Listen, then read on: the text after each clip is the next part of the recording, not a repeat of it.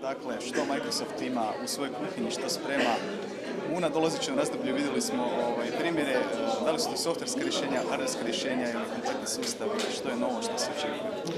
Pa dobro, zapravo stvarno imamo dvije domene koje gledamo. Jedna je ona možda kratkoročnija koja se već veže uz proizvod.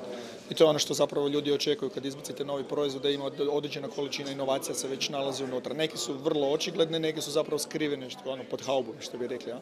Ali imaš onda drugačiji i osjećaj i iskustvo kako tehnologija radi. Drugi dio je taj dugoročni, recimo gdje je dominantan Microsoft Research, koji gledaju razne fenomene na kraju krajeva, kako funkcionira u nekakvom možda segmentu 2, 5, 10 godina unaprijed. Ja? I oni već definiraju određene trendove gdje bi se to trebalo kretati. Kratkoročni su više, kažemo, okrenuti prema proizvodu.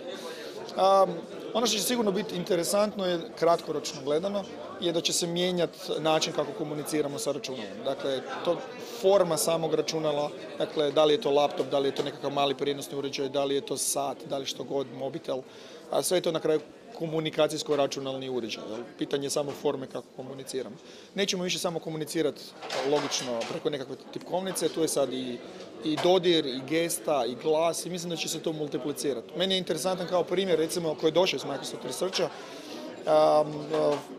sync tehnologija koja nema veze sa sinkronizacijom, nego marketinško ime tehnologije koje se ugrađuju u automobile. Ja?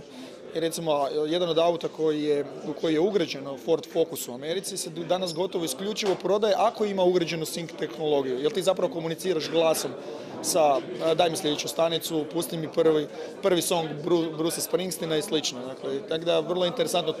Takva tehnologija danas vodi recimo prodaju, koja je automotive tehnologija, vodi prodaju automobila. Ja? Što će doći u budućnosti? Microsoft dosta ima širok portfolio proizvoda, dakle od operativnih sustava, ovih alata za produktivnost tipa Office pa do Xbox gaming konzola i slično. Vjerujem da razni research odjeli rade na raznim tehnologijama, ali koji su još uvijek fundamentalni, kao što je recimo prepoznavanje glasa i rad sa glasom.